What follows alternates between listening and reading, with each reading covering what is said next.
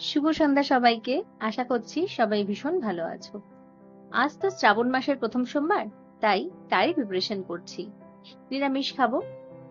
তো চলো আজ তোমাদের সাথে একটু গল্পই করি।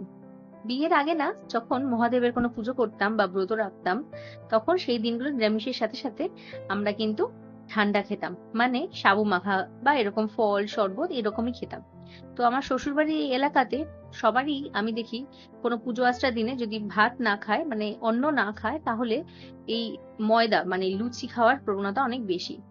কিন্তু আমি তো এতদিন ধরে এইভাবে পুজো করে এসেছি, আমি ঠিক খেতে পারি না।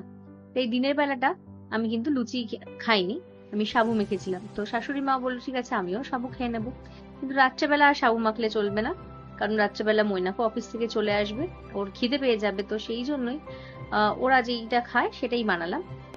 জানো তো, রান্না করতে আমি বরাবর খুব ভালোবাসি, তবে তেলটা আগে একটু বেশি দিতাম। এখন একটু হেলদি ভার্সন করে বানানোর চেষ্টা করি, একটু তেল মশলা কম দিয়ে। তো তোমাদের সাথে একটা ভালো লাগা শেয়ার করি। জানো তো, গতকাল একটা পুজোর ভিডিও, মানে শিবের মাথায় জল ঢালার একটা ভিডিও পোস্ট করেছিলাম না, ওখানে আমাকে একজন দিদি ভাই কমেন্ট করে আমার ভুলটা ধরিয়ে দিয়েছে। আমার ভীষণ ভালো লাগলো যে আমাকে ওখান থেকে কেউ শিখিয়ে দিয়েছে। এতদিন সবাইকে বলতে শুনতাম যে কমেন্ট করি, কমেন্ট করতে ভালো লাগে। আমাকে এতদিন লোকে দেখা হলে বলতো হয়তো ভালো লাগে ভিডিওগুলো, বা আমাদের নিজেদের লোকরাই কমেন্ট করতো অথবা মেসেঞ্জারে বলতো, কিন্তু এরকম একদম আননোন কেউ কিন্তু আমাকে কখনো মেসেজ করেনি। তো কাল যখন প্রথম আমাকে একজন আননোন কেউ কমেন্ট করেছে, আমার সত্যিই ভালো লাগছে। আমি মানে আস্তে আস্তে কিন্তু আমি অ্যাডিক্টেড হয়ে যাচ্ছি। হ্যাঁ, আগে ভিডিও করতাম নিজের শখে, তবে এখন কিন্তু শখের সাথে সাথে ভালো লাগাটাও জুটছে। মানে তোমাদের সাথে সত্যি সত্যি আস্তে আস্তে গল্প শুরু হচ্ছে, সেটাও বেশ ভালো লাগছে।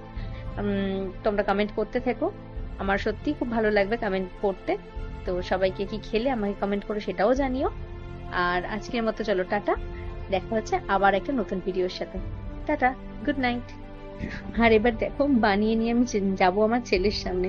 আমার ছেলে তো অবাক, আরে বড়দের খাবার আমাকে দিচ্ছে কেন, কেমন করে হা করে দেখছে দেখো। তবে আমি মজা করার জন্যই ওকে দিয়েছিলাম, এটা আমি ওর বাবার জন্যই রেডি করেছিলাম।